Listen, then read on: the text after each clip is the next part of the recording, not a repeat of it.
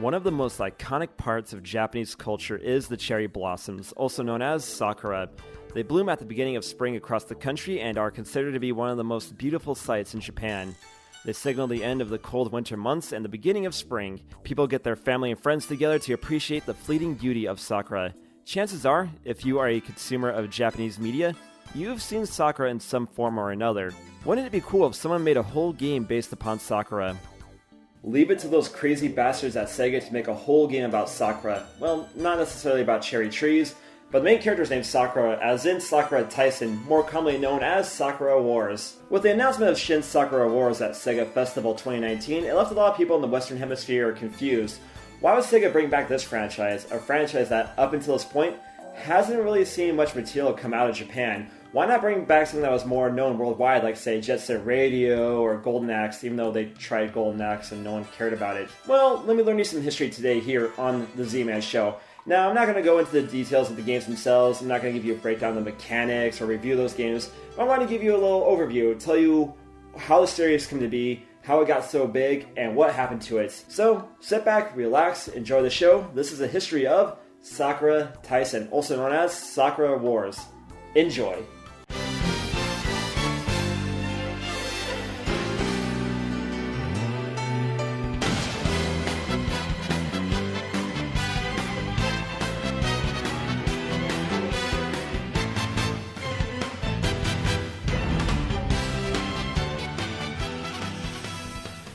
The series began modestly on the Sega Saturn in 1996. The first game was originally made by Oji Hiroi, also known for Far Eden of East. He had the concept pinned out around 1990, but thanks to Sega, he was given a chance to see his concept turn into reality. Much like any piece of work, Sakura Taisen went through many drafts before getting into its final stage. What's unique about Sakura Taisen is its use of the Taisho era of Japan as opposed to the more commonly used Showa or Meiji eras of Japan. The reason why he went with the Taisho period is that there wasn't as much documentation about that era of Japan as it was derailed by the Great Earthquake of 1923 and eventual involvement in World War II. The Taisho period more or less provided a blank slate where Hiroi could create a world that had some bases in reality, but had plenty of room for steam-powered mechs, theater plays, and dating simulators to see his vision come to life.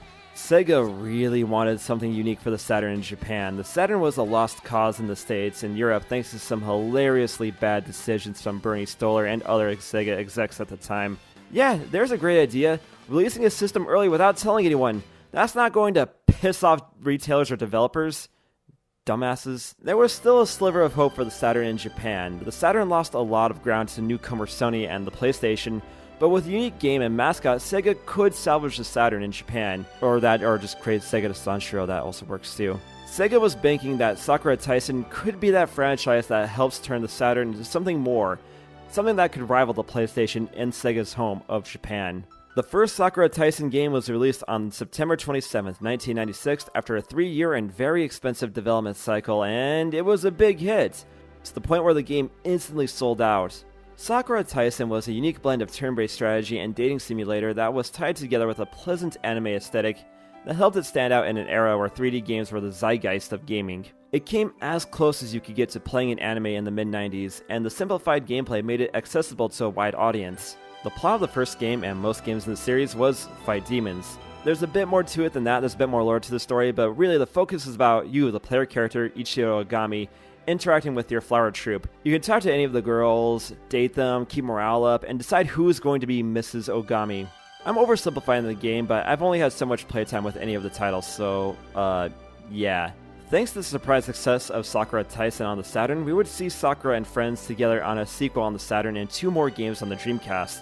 Not to mention spin-off titles on the Saturn and Game Boy, complete with a Game Boy model from Sakura Taisen.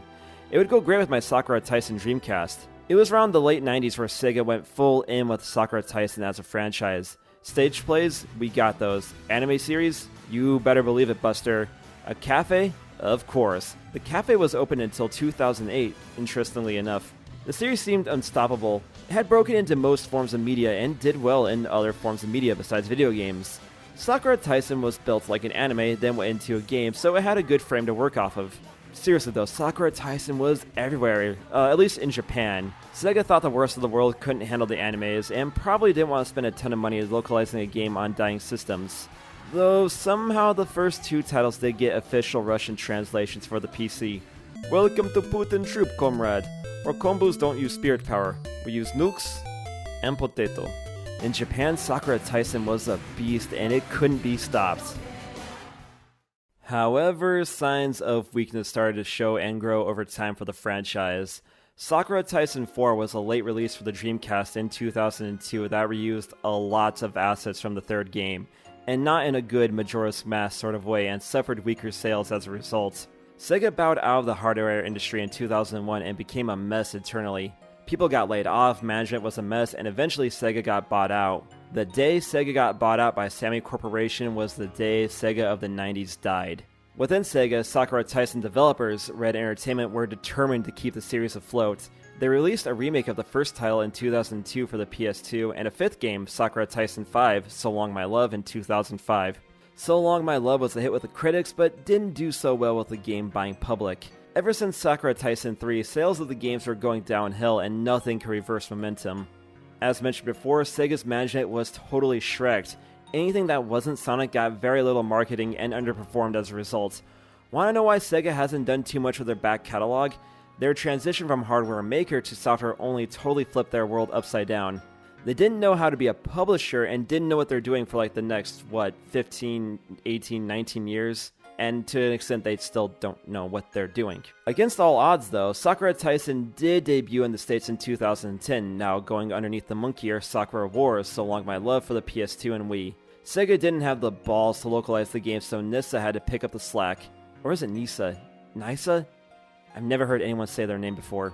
It too bombed. Wanna know why? Wanna know what else came out in the same month as So Long My Love? People were more interested in seeing Lightning's armpits, her sexy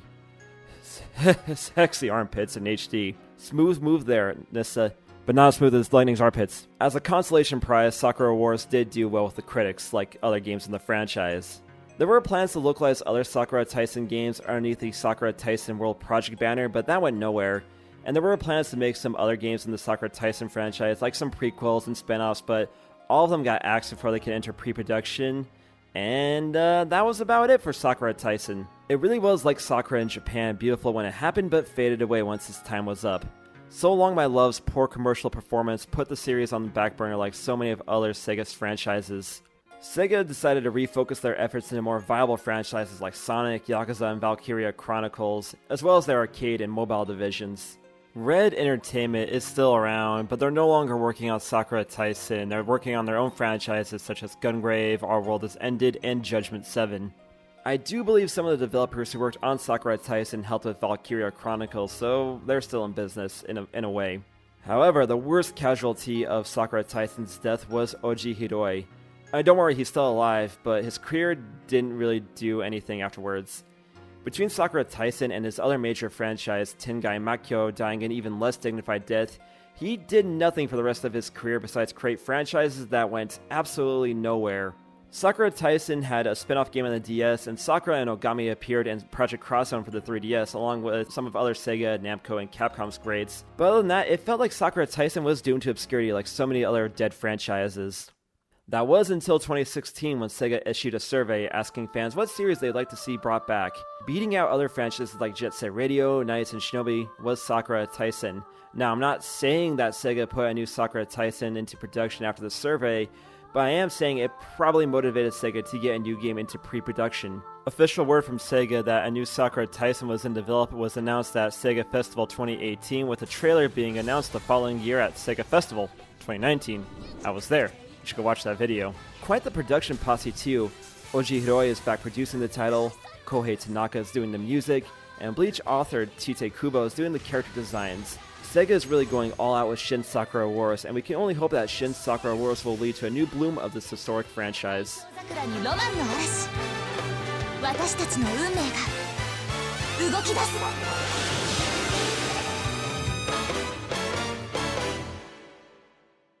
You ever notice how a lot of Sega's franchises begin with the letter S? Shinobi, Sonic, Sakura Wars, Streets of Rage, Skies of Arcadia, Space Harrier? Is that coincidental or not? So anyway, Shin Sakura Wars, I'm really hoping this game does well, and I'm really hoping that it leads to bigger things for the franchise. Maybe we'll get some of the back catalog of Sakura Tyson games translated into English for the first time, or maybe Sega will go back and bring back some of their other franchises that people have nostalgia for. Give us a new Jet Set Radio, give us a new Skies Arcadia, give us a new Shinobi, or maybe don't ruin Golden Axe again next time, Sega. But it's always fun going back to the history books and looking at these old franchises, seeing how they got big and what happened to them. So I hope you learned some history here today, and I hope you enjoyed the video. And if you enjoyed the video, make sure you subscribe to the channel, ding that bell as well, that would help me out a lot. Follow me on Twitch, Twitter, Patreon, Instagram at ZMangs, and I'll see you on the next episode of The Z-Man Show. I really wanted to do this episode outside, but it is way too windy outside. C'est la vie. Anyway, guys, take it easy. Happy spring, everybody.